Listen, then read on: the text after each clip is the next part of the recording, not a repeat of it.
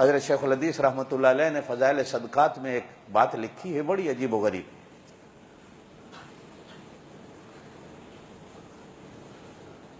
کہ ایک بزرگ قبرستان کے قریب سے گزرے تو دیکھا کہ جیسے ایک ڈاکیا آتا ہے،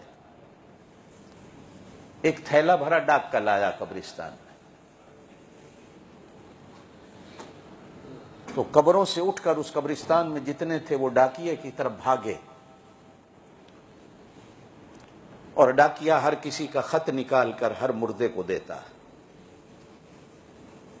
جس کا آتا ہے وہ خوش ہوتا ہے، جس کا نہیں آتا وہ روتا ہے۔ کونے میں ایک آدمی بیٹھا ہے، سارے بھاگے ہیں، وہ نہیں بھاگا۔ تو وہ بزرگ اس سے پوچھتے ہیں کہ یار یہ سارے بھاگے ہیں، تو کیوں نہیں بھاگا؟ وہ کہتا ہے ان کو لینے دو جو کچھ لینا ہے، مجھے کوئی ضرورت نہیں۔ کہا تجھے کیوں ضرورت نہیں؟ کہا کہ میرا بیٹا قرآن کا حافظ ہے، وہ روز قرآن پڑھتا ہے، اللہ پاک مجھ کو ثواب دے دیتا۔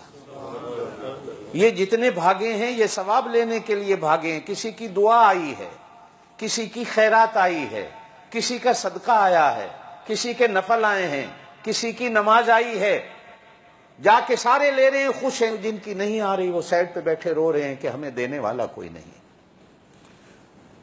اب وہ بزرگ دن کو اس کے بیٹے کی تلاش کو نکلے تو گئے تو اس کا بیٹا ایک دکان پہ بیٹھا ہے، چائے بیچ رہا ہے۔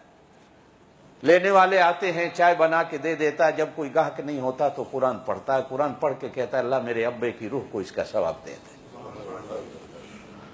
تھوڑے دنوں کے بعد پھر بزرگ اس قبرستان کے قریب سے گزرے تو پھر وہ ڈاکیا تھیلا لایا، تو وہ آدمی بھی جو پہلے نہیں بھاگا تھا بھاگ کے جاتا۔